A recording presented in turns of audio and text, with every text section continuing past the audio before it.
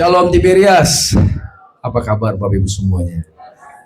Puji Tuhan. Tetap semangat dalam Tuhan, amin. Kita percaya kasih-Nya tidak pernah berubah. Tuhanlah yang akan membawa kita untuk masuk dalam rencana Tuhan yang besar. Sama-sama buka Alkitab kita, Keluaran pasal yang keempat, ayat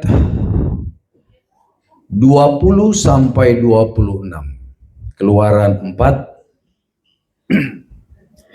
ayat 20 sampai 26. Kita baca bergantian. Kemudian Musa mengajak istri dan anak-anaknya lelaki, lalu menaikkan mereka ke atas keledai dan ia kembali ke tanah Mesir. Dan tongkat Allah itu dipegangnya di tangannya. Terus.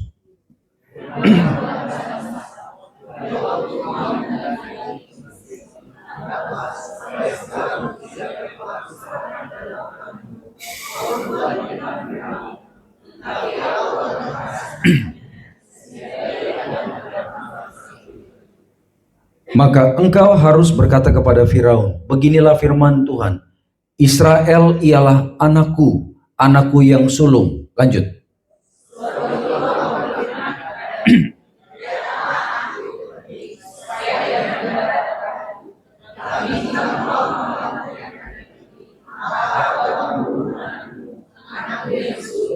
Tetapi di tengah jalan di suatu tempat bermalam, Tuhan bertemu dengan Musa dan berikhtiar untuk membunuhnya.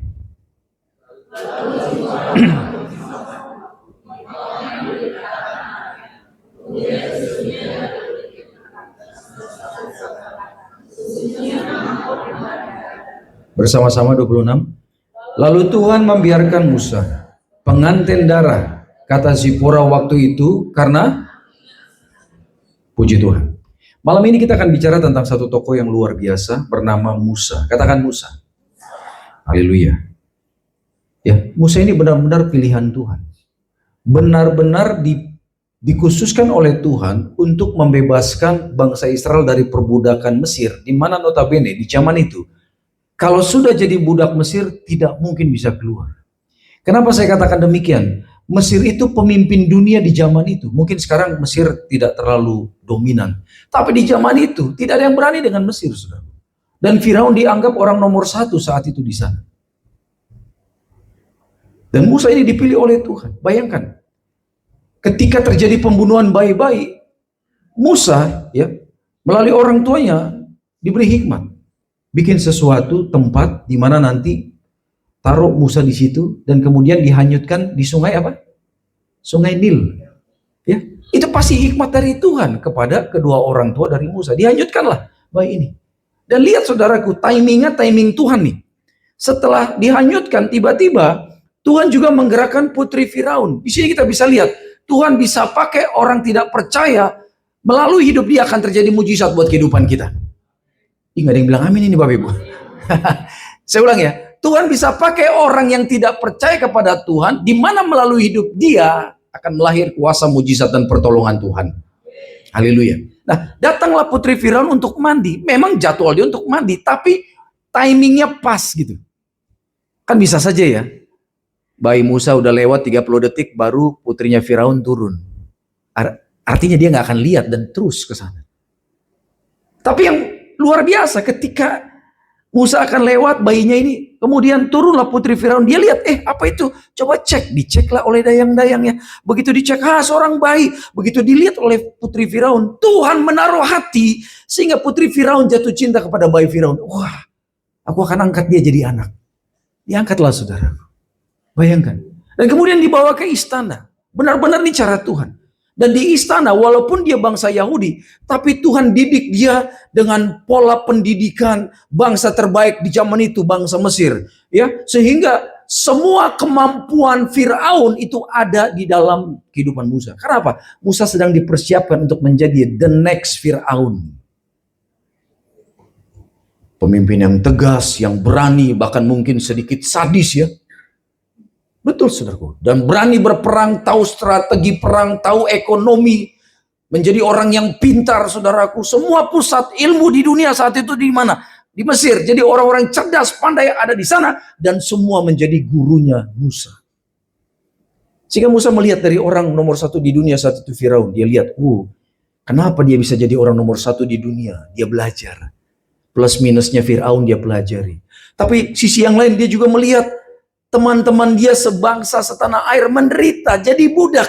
Dan dia tahu orang Israel sudah ratusan tahun di situ jadi budak. Sehingga apa? Hatinya sedang dibentuk oleh Tuhan untuk berbelas kasihan. Katakan amin. Berbelas kasihan. Karena tidak mungkin Musa tidak punya hati yang berbelas kepada orang Israel untuk memimpin mereka keluar dari Mesir. Tidak mungkin. Hatinya harus jatuh cinta dulu kepada notabene orang-orang budak ini. Dan 40 tahun Tuhan izinkan Bapak Ibu, dari istana yang begitu dahsyat, Musa melihat penderitaan mereka. Jadi Musa benar-benar dididik 40 tahun. Ya. Dipersiapkan Tuhan. Katakan dipersiapkan Tuhan. Satu proses yang panjang, dipersiapkan untuk masuk dalam rencana Tuhan.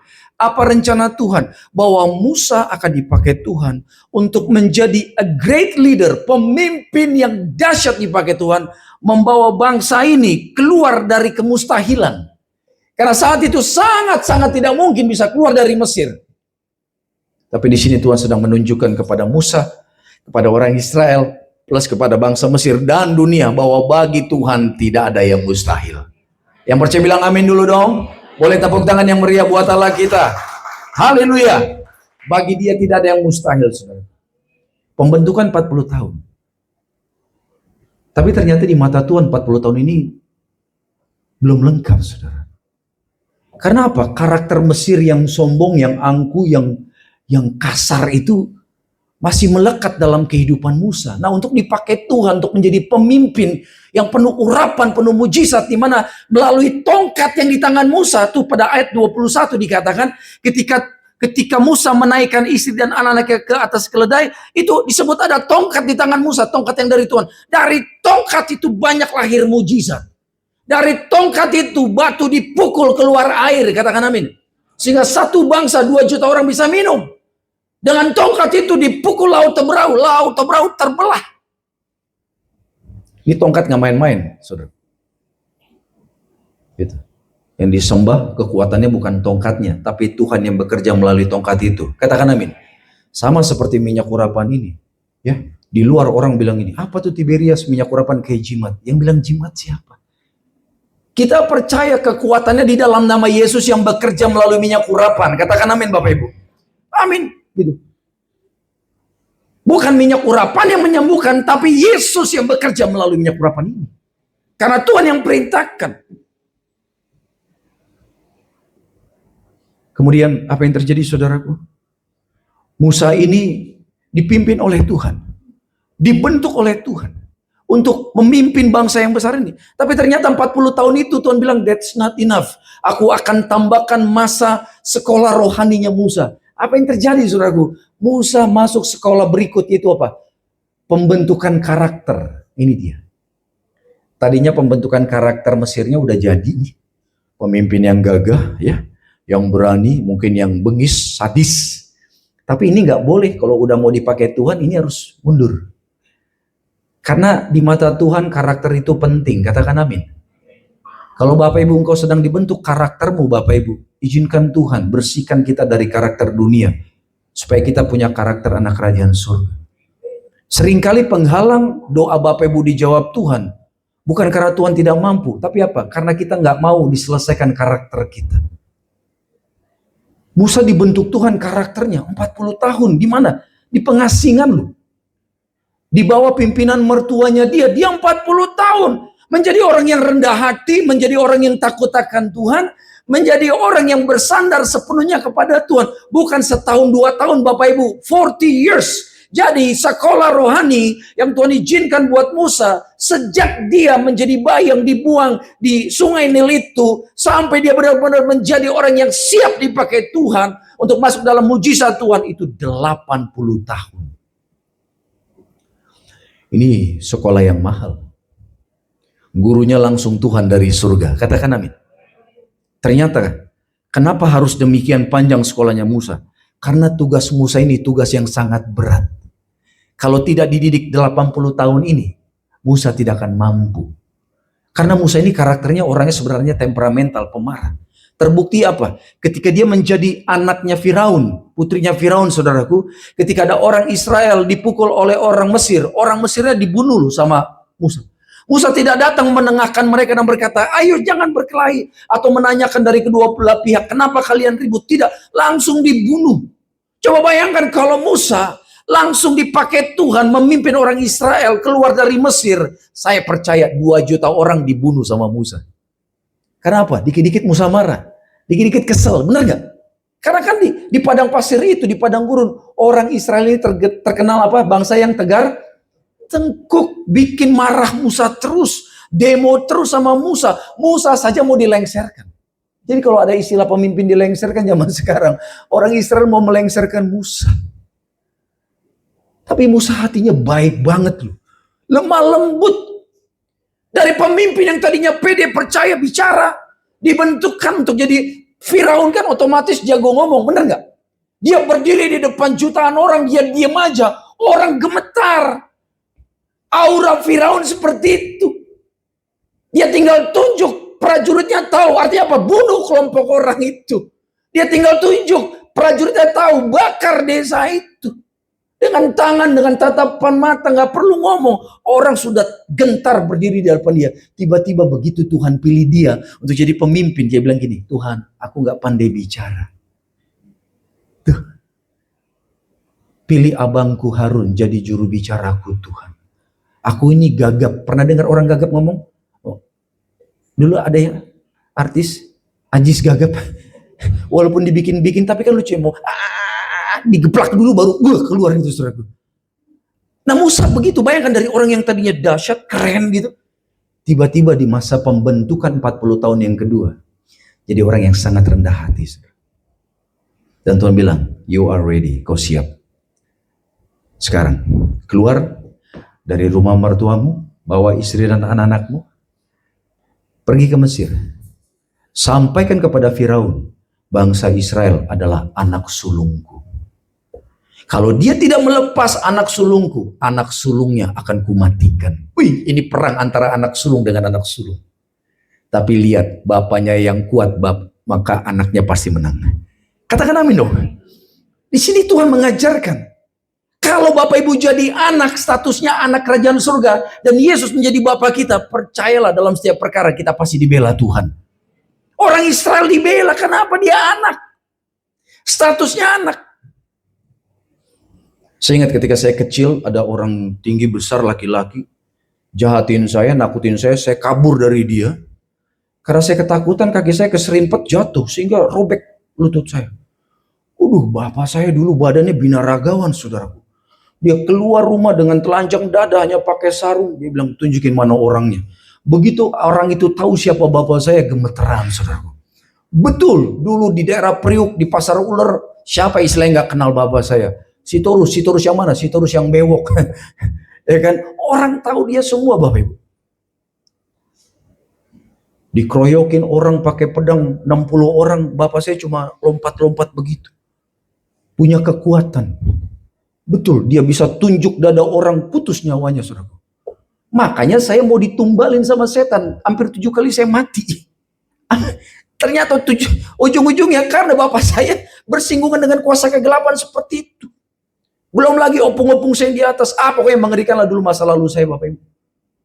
Entah sakit lah, entah mau diserempet mobil lah, entah ditabrak tiba-tiba saya udah sadar di rumah sakit, entah mau tenggelam, jantung saya mau putus. Sakit, dan saat itu kayaknya nggak mungkin sembuh. Masih muda tapi sakit-sakitan. Mau jalan susah, mau makan susah, mau minum susah. Dalam arti ini kok hidup menderita banget. Saya mau katakan, saudara, kalau ada orang yang berkata, pergi ke dukun sana, kau pasti berhasil proyeknya. Pikir 10 kali, katakan amin. Amin, karena nanti yang dikejar bukan hanya engkau Bapak Ibu yang pergi ke dukun. Anak cucumu dijadikan tumbal. Puji Tuhan loh Bapak Ibu, Tuhan selamatkan saya. Jadi pendeta, kalau nggak jadi pendeta, jadi pendekar saya, saudara. Bener, dulu nggak ada takutnya sama orang. Karena roh yang ada di Bapak saya mau masuk ke saya. Nggak ada takutnya. Puji Tuhan. Bapak Ibu nggak lihat muka saya sangar lagi kan? Dulu ngeri. Saksi siapa? Istri saya. Karena dulu kami satu SMA. Ya kan? Dulu mah dia benci banget sama saya. Sekarang mah, cuma Tuhan yang tahu lah ya kan. Oh, kalau Sule bilang, prikitiu gitu saudara. Dulu mah dia bilang, dulu mah mukanya jelek banget. Mukanya menakutkan. Emang menakutkan. Bayangin yang di dalam setan, kuasa gelap, benar gak Bapak Ibu? Gitu. Tapi kalau saya lihat mukanya di sini, muka penuh kemuliaan semua. Muka anak kerajaan surga. Katakan amin dong. Tepuk tangan sekali lagi buat Tuhan. Haleluya. Sampai di mana khotbah saya tadi? Kadang memang suka dilikuk-likukin sih sama Tuhan. Tapi ya itulah ya kan. Pendeta tolong dibantu ya Bapak Ibu ya. Izin. Jadi Bapak Ibu di sini kita bisa lihat.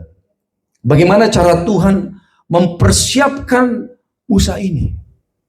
Setelah dia dipanggil Tuhan, ayo Musa keluar dari rumah mertuamu. Oh, dia bopong istrinya. Dia bawa anak-anaknya, saudaraku. Alkitab berkata pada ayat 24, ini saya baca ayat ini saya gemeteran, terus terang. Walaupun udah sering baca, tapi begitu mempersiapkan khotbah buat hari ini saya gemeteran. Pada ayat 24 lihat. Tetapi di tengah jalan, katakan di tengah jalan. Udah sampai Mesir belum? Udah ketemu Firaun belum? Belum ketemu. Gitu. Saya percaya dalam perjalanan ini Musa lagi berusaha menghafal apa yang Tuhan sampaikan. Aku kalau ketemu Firaun aku harus bilang, lepaskan bangsa Israel. Bangsa Israel adalah anak sulungnya Tuhan. Kalau kamu tidak lepaskan anak sulungnya Tuhan, anak sulungmu akan dimatikan Tuhan. Saya percaya Musa lagi ngulang-ngulang tuh hikmat yang Tuhan kasih. Urutan tulahnya apa ya? Oh, tulah pertama ini, tulah kedua ini. Kan Tuhan bilang ya, dari tongkat yang di tanganmu akan lahir mujizat. Begitu di tengah jalan, belum sampai tujuan. Artinya rencana Tuhan yang besar buat Musa di balik proses 80 tahun ini belum tergenapi, terjadi sesuatu. Tetapi di tengah jalan, di suatu tempat bermalam, Tuhan bertemu dengan siapa? Tuhan datang menjumpai Musa. Ini percayalah, hadirat Tuhan turun dari surga ini pasti dahsyat luar biasa. Kalau sampai benar-benar Tuhan turun dari surga, ini artinya hal yang penting. Tuhan bertemu dengan Musa dan berikhtiar untuk apa? Tolong bantu saya yang keras. Berikhtiar untuk? Siapa yang mau dibunuh? Nyanyi itu siapa? Hello? Nyanyi itu siapa? Musa. Yang mau bunuh siapa? Coba renungkan. Yang mempersiapkan Musa selama 80 tahun siapa Bapak Ibu? Tuhan ya. Oke. Yang mendengar jeritan bangsa Israel supaya Israel dibebaskan dari perbudakan siapa? Yang mendengar itu? Yang mendengarkan jeritannya di surga. Dan akhirnya Tuhan pilih Musa siapa? Tuhan, benar gak? Kan Tuhan mendengar doa mereka. Ratusan tahun dinaikkan. Tuhan tolong bebaskan kami. Bebaskan kami. Sampai akhirnya Tuhan dengar jeritan mereka. Dan Tuhan pilih Musa. Itu Tuhan. Waktu 80 tahun ini bukan waktu yang sebentar. Kalau sampai Tuhan marah, ini marahnya ngeri loh. Bukan karena Tuhan marah kepada Musa dan kemudian Tuhan katakan, aku akan ganti orang lain untuk jadi pemimpin. Bukan. Tuhan bilang, aku akan matikan dia. Mau dibunuh sama Tuhan. Padahal dia lagi on mission, dalam misi perjalanan untuk menunaikan tugas yang Tuhan berikan. Masalahnya di mana ini? Apakah Tuhan kita Tuhan yang sensi, saudaraku?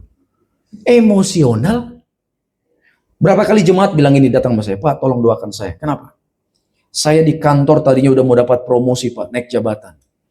Atau ada yang abdi negara, saya tadinya udah mau naik Pak, naik pangkat. Saya mau udah jadi komandan di suatu daerah. Tiba-tiba rencana itu hitungan detik berubah.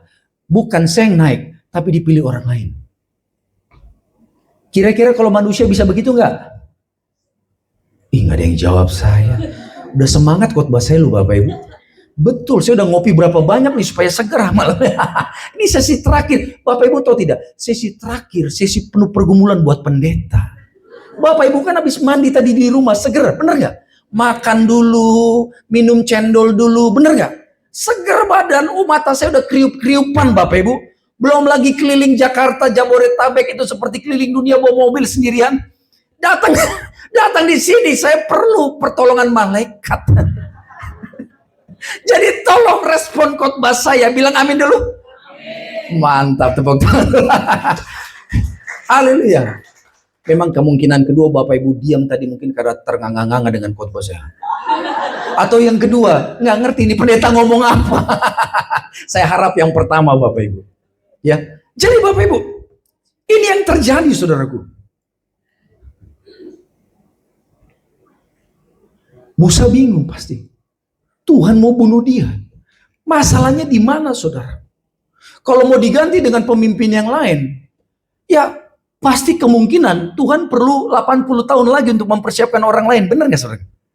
Karena untuk Musa saja, Tuhan perlu paling dikit 80 tahun. Nah sekarang kita harus menemukan apa penyebabnya Tuhan sampai mau membunuh Musa. Kalaupun Tuhan mau bunuh Musa, percayalah yang salah pasti pihak Musa. Amin. Kalau Tuhan sedang berperkara kepada kita dan nampaknya Tuhan agak keras sama kita, yang salah pasti kita. Ada kalanya Bapak Ibu engkau berdoa panjang dan doamu belum dijawab Tuhan. Itu karena ada murka Tuhan lagi menyala-nyala di atas kepala kita. Sebelum murka api Tuhan menyala ini redup, doamu gak akan mungkin dikabulkan Tuhan.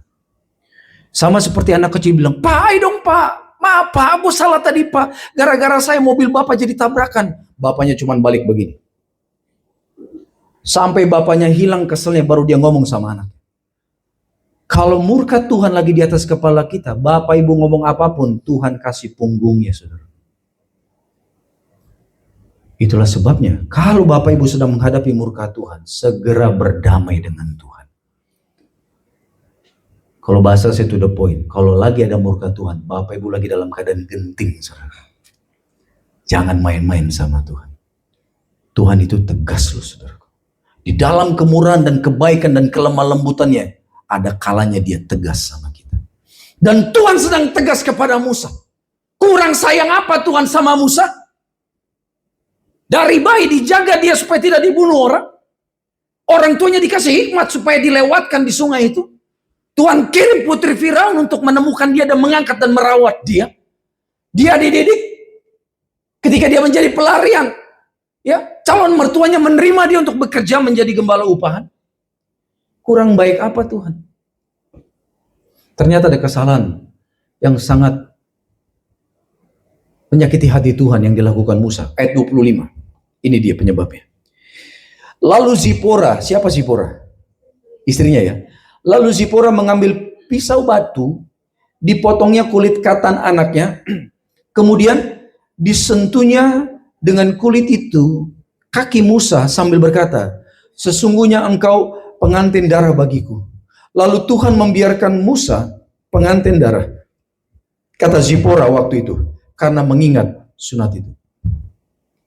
Jadi ternyata sudah, Tuhan mau bunuh Musa karena dia lupa anaknya disunat. Mungkin Bapak Ibu ketawa kecil dalam hati, lah gara-gara sunat doang Tuhan marah. Kan orang bisa lupa, yes. Tapi di zaman itu konteksnya kita harus lihat, jangan konteks kita orang Indonesia loh. Konteksnya orang Israel yang di zaman itu sunat adalah perjanjian antara Tuhan dengan manusia. Coba buka Kejadian 17. Kejadian 17 ayat 12. Kejadian 17 ayat 12. Dari ayat 10 deh. Tolong Mas Teguh. Ayat 10. Dari ayat 10. Sama-sama yang keras. 3 ayat. 2, 1. Inilah perjanjianku yang harus kamu pegang. Perjanjian antara aku dengan kamu serta keturunanmu. Yaitu setiap laki-laki di antara kamu harus disunat. 11.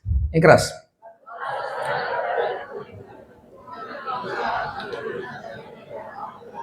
12. Anak yang berumur 8 hari haruslah disunat, yakni setiap laki-laki di antara kamu turun-temurun, baik yang lahir di rumahmu maupun yang dibeli dengan uang dari salah seorang asing, tetapi tidak termasuk. Ternyata sunat itu adalah ya, perjanjian, katakan perjanjian. Perjanjian antara Tuhan dengan orang Israel. Ini perintah Tuhan berikan kepada Abraham. Dan Tuhan katakan ini kepada keturunanmu. Baik artinya kepada Musa plus orang Israel, saudara. Jadi ini ada perjanjian. Bapak Ibu harus tahu ya. Bapak Ibu harus tahu karakter Tuhan kita. Bapak Ibu kalau punya sahabat pasti belajar karakter dia, benar nggak? Oh kalau yang ini orangnya agak sensitif nih, tapi baik. Yang ini orangnya tenang seperti sungai. Apa-apa dia pendem, tapi suatu saat bisa meledak.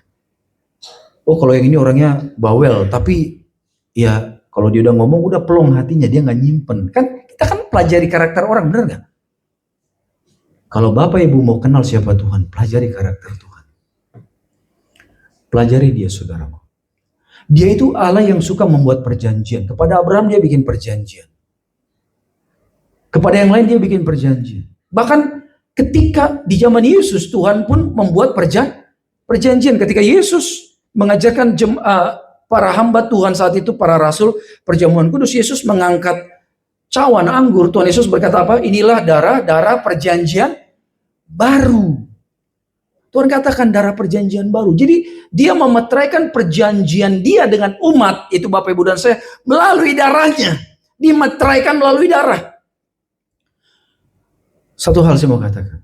Bapak Ibu, kalau mau mengalami percepatan hubunganmu dengan Tuhan, bikin perjanjian sama Tuhan. Bikin. Saya dulu bikin, saya tulis. Dalam nama Tuhan Yesus, saya hambamu Tuhan, Fidel Ramon Sitorus, saya berjanji kepada Tuhan Yesus, pertama, kedua, ketiga. Saya tulis, pertama, saya akan menjadi hambamu yang setia sampai garis akhir. Kedua, saya tidak akan pernah mempermalukan nama Tuhan. Ketiga, saya siap bayar harga. Keempat, pokoknya saya katakan sama Tuhan, saya siap diutus Tuhan kemanapun Tuhan mau saya pergi. Itu janji, dan Tuhan menghargai janji itu. Makanya ketika dulu saya menikah, mertua saya kan dokter, tapi dokter yang diurapi Tuhan. Dia bilang begini, Fidel, kalau kamu mau menikah dengan putri saya, Fidel bersedia nggak bikin perjanjian? Janji Fidel di hadapan Tuhan buat kepada Inang plus kepada Eva, tapi ditulis, dikasih meterai, tanda tangan. Oh siap Inang. Saya tulis dalam nama Tuhan Yesus, saya Fidel Ramon Sitorus, saya berjanji di hadapan Tuhan, di hadapan mertua dan calon istri saya, pertama, saya akan menjadi suami yang kudus, saya tidak akan jinah cabul, saya tidak akan gandeng wanita lain di luar istri saya. Itu. Ketika saya membuat janji itu, saya percaya Tuhan disenangkan, katakan amin. Mertua saya senang gak? Oh senang, dia merasa yes, saya memberi anak saya kepada pria yang tepat. Calon istri saya senang gak? Happy lah. Janjinya bukan di mulut, tapi tertulis. Ya, walaupun orang kalau nulis bisa saja mengingkari janjinya. Tapi saya janji di hadapan Tuhan loh. Bahkan ada satu yang ekstrim dalam janji itu, tapi biarlah itu hanya Tuhan dengan saya yang tahu. Kalau saya istilahnya, saya melanggar janji itu, apa yang terjadi buat saya? Itu ada sesuatu saya tulis di situ. Tapi itu janji saya sama Tuhan. Yang tahu hanya Tuhan, mertua saya, dan istri saya. Nah, apalagi kalau kita bikin janji kepada Tuhan, katakan amin. Tuhan lihat ini keren nih, dari sekian banyak anakku, dia bikin perjanjian. Sementara aku ini adalah Tuhan Allah perjanjian, yang suka mengikat diriku kepada umat melalui perjanjian, dan dia melakukan itu kepadaku. Oh, Tuhan akan menyambut, saudaraku. Jangan kaget kalau Bapak Ibu berani bikin perjanjian dengan Tuhan, hidup Bapak Ibu akan semakin pakai Tuhan dahsyat luar biasa. Amin Bapak Ibu. Gitu.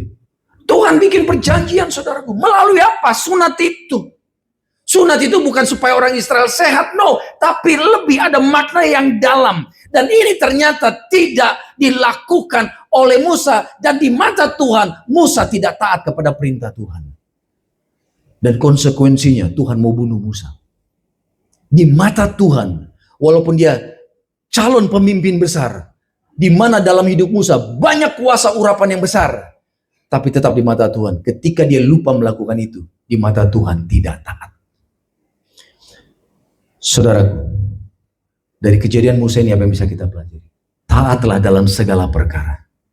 Banyak kita manusia anak Tuhan berkata begini, Tuhan, itu kan hal kecil Tuhan.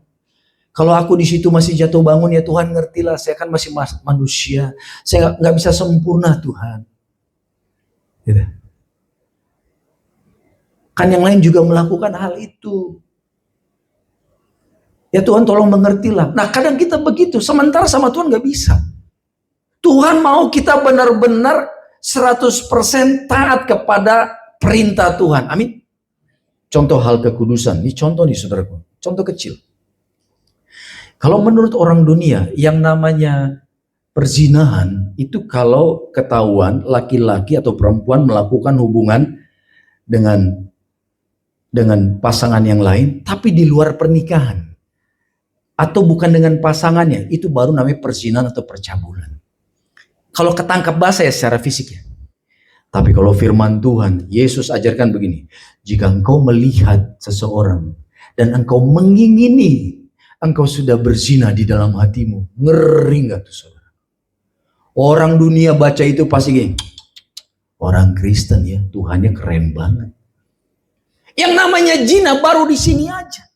Lah, ngelihat tapi mengingini. Nah, sampai mana tuh batas melihat dan mengingini, Bapak Ibu?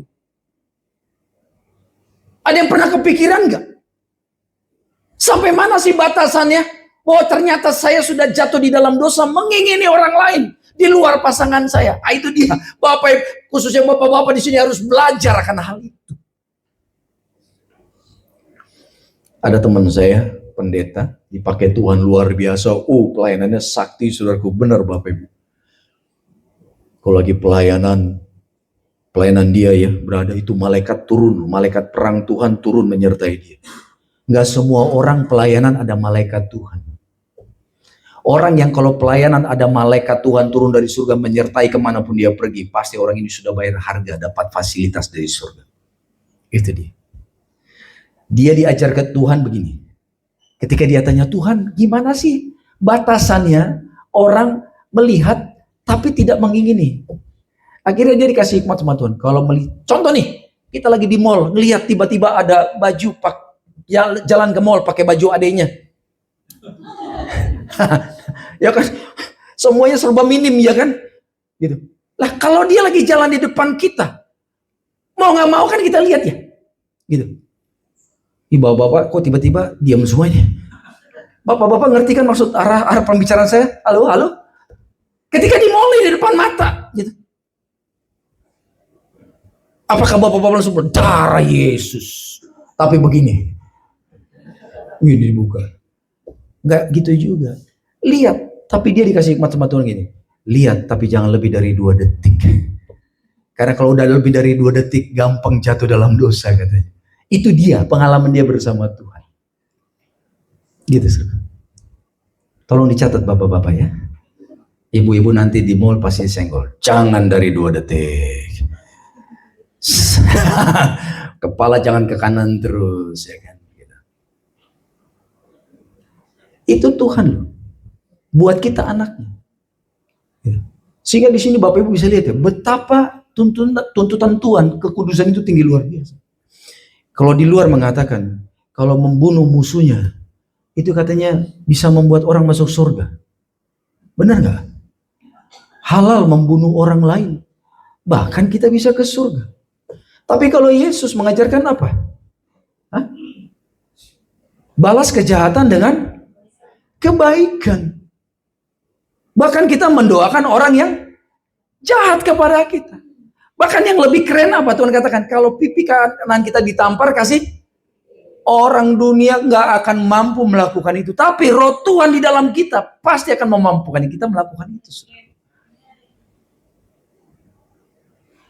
Itu dia. Jadi saudaraku, di tempat ini kita bisa lihat bagaimana Musa sempat hampir gagal karena apa? Dia lalai di dalam menunaikan tugasnya untuk menyunati anaknya, saudaraku. Itu di mata Tuhan dianggap dia tidak taat. Jadi pada malam hari ini Tuhan mengajarkan kepada kita semua, yuk Bapak Ibu, taatlah dalam setiap area kehidupan kita. Jangan kompromi, katakan jangan kompromi. Haleluya.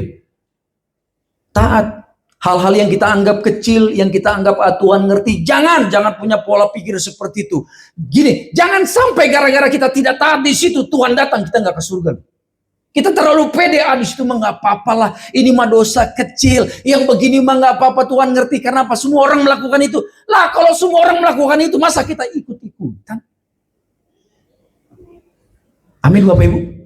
Ikutilah apa yang Tuhan katakan. Jangan orang kebanyakan lakukan. Di mana bagi orang sudah dinormalisasi. Hal itu wajar. Jangan saudaraku. Nanti mereka tersesat dan mereka tidak layak ketemu Tuhan. Masa kita ikut sama mereka ditolak Tuhan? Jangan.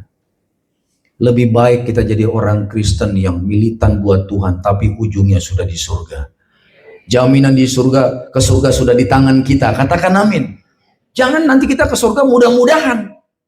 Oh kalau saya nggak mau, dalam hati saya udah capek pelayanan khotbah, doain orang. Habis doain orang diserang lagi sama setan yang saya usir. Lah ke surga masih mudah-mudahan, ngapain?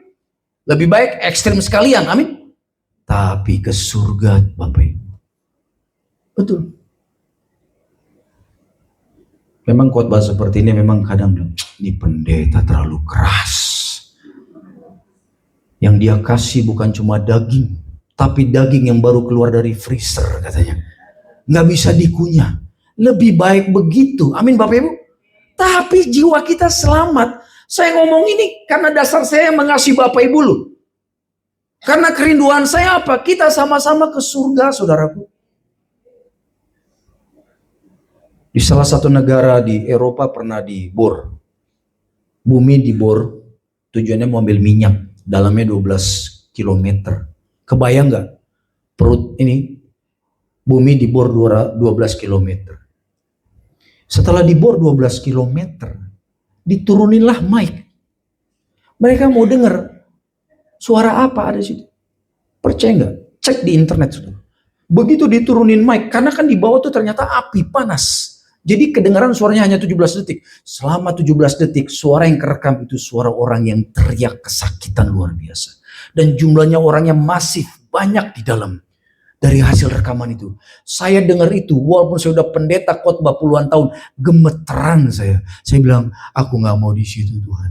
Aku gak mau di situ. Aku mau, aku bersama keluargaku, anakku, istriku, orang tuaku, semua kami di surga. Katakan amin Bapak Ibu. Itu orang benar-benar teriak seteriak-teriaknya. Sakit sesakit-sakitnya. Dan masalahnya gak bisa keluar lagi. Karena apa? Selama-lamanya di situ. Jadi ya saudaraku, kita belajar dari Musa. Bahwa Tuhan kita itu Tuhan yang tegas. Katakan amin. Amin. Kita harus serius ikut Tuhan. Musa saja yang sudah diurapi Tuhan begitu salah, Tuhan gak kompromi loh. Tuhan langsung berikhtiar membunuh dia. Kenapa Tuhan tegas? Karena bagi Tuhan apa lebih baik masalah ini diselesaikan sebelum Musa masuk di tanah Mesir. Nanti kesalahannya kalau belum diselesaikan akan lebih bergulir dan lebih mengerikan lagi. Jadi lebih baik masalah kita ini diselesaikan supaya kita bisa masuk dalam rencana Tuhan yang besar. Ya. Kalau Bapak Ibu sedang diproses Tuhan dalam waktu yang lama, bersabarlah, percayalah. Semakin lama proses pembentukan, percaya semakin besar rencana Tuhan buat kehidupan kita. Percaya juga mujizat sudah di depan mata. Amin. Tepuk tangan sekali lagi yang meriah buat Tuhan Yesus.